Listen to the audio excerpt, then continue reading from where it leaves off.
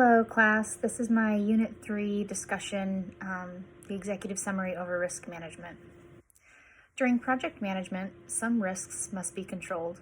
One way to ensure the risk can be handled most effectively is to have thorough communication throughout the project team. There are fundamental techniques that a project manager will utilize to communicate effectively. These methods start with respect. By creating an atmosphere of respect for one another, the team member can feel free to complete their work without fear. The project manager must also listen. By listening to members of the team, they will gain vast information, including problems, risks, and successes. To increase communication, the project manager must ask a lot of questions. This may be difficult in the beginning, but it will set a precedence of expectations that the team members need to own their projects and areas of responsibility. In addition to asking questions, the project manager must keep all stakeholders in the loop. If they are not, then it may create a negative outlook for the team and customers. The stakeholders may wonder why there is not honesty and transparency. Finally, it is essential to create an environment that team members understand that being efficient is important, but doing a task quickly is not. Employees that understand efficiency know that completing an activity with speed is not always best. This could cause rework and in turn end up taking longer than needed. When an employee is efficient, they will complete the activity correctly the first time. As a project manager, there are do's and don'ts when communicating with project teams and stakeholders. Like previously mentioned, there should be honest and transparent communication.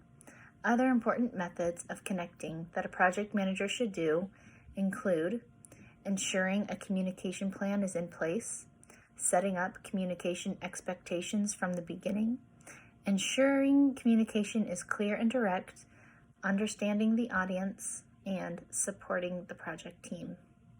From the above methods of communicating, having an atmosphere where over-communication occurs would be a much better scenario than not enough communication. Some approaches would not be beneficial for communication with the team, project, or stakeholders. These don't behaviors include utilizing top-down communication, relying on electronic forms of communication such as email, ignoring bad news, and forgetting to listen. One of the items that were listed for the project manager to ensure they are doing was the communication plan. The plan's major components include process, objective, goals, strategy, the plan, an executive summary, key challenges, situation analysis, customer analysis, competitor analysis, an implementation summary,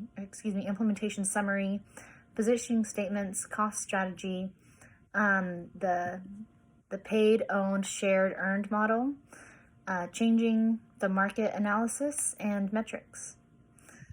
By creating, implementing, and using a communication plan, the project manager can direct the desired outcome of the project. If there were not proper communication throughout the team, then the project would most likely fail, as team members would not understand what work needs to be completed, their role, the schedule, and so much more. All members of the team have their part and must complete their part to the best of their ability. While communication is the project manager's responsibility, it is the team that must work together to ensure that it is carried out successfully. Thank you.